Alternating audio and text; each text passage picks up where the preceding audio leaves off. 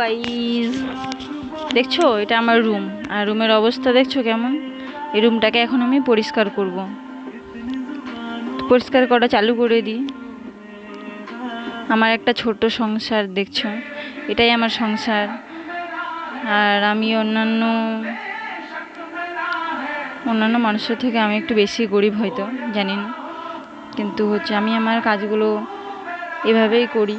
আর কিভাবে করি, তো এটা আমার সংসার দেখছোই তো।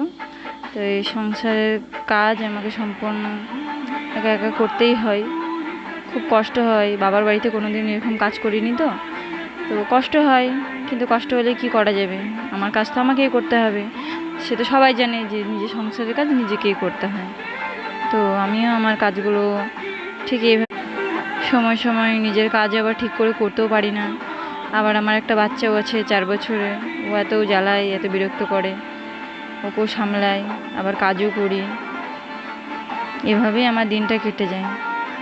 তো বলছিলাম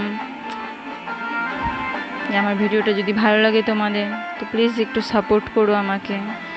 সবাইকেই তো করছো, একটু আমাকেও ছোট বোন হিসেবে সবাই একটু সাপোর্ট করো। যদি তোমাদের সাপোর্ট পাই তবে আমিও এগোতে পারবো। আর তোমরা যদি চাও যে আমি এগোই, তাহলে একটু আমাকে সাপোর্ট করো। আর অনেক কষ্ট করে ভিডিও করতে হয়, যারা ভিডিও করো তোমরা তারা সবাই জানো যে ভিডিও কিভাবে করতে হয়, বা একটা ভিডিওর পিছনে কতটা কষ্ট হয়। যাই হোক, আমিও এত কাজের মাঝে আমিও একটু ভিডিও করছি, একটা জীবনের শখ যে আমাকেও সবাই দেখুক বা আমাকেও সবাই চিনুক। সবাই সেটাই চায় যে আমিও কিছু হই জীবনে। এখন কাজ বলতে তো এগুলোই, ধরো সবাই এখন আজকাল ভিডিও করছে। আর সাইড থেকে দেখছো আমার ছেলে কেমন বন্দুকটা নিয়ে কেমন করছে, তো ও এরকমই করে সবসময়, ভিডিও করি আর যাই করি সারাদিন আমাকে বিরক্ত করে। তো ভিডিওটা ভালো লাগে একটা লাইক কমেন্ট শেয়ার করে দিও। ধন্যবাদ।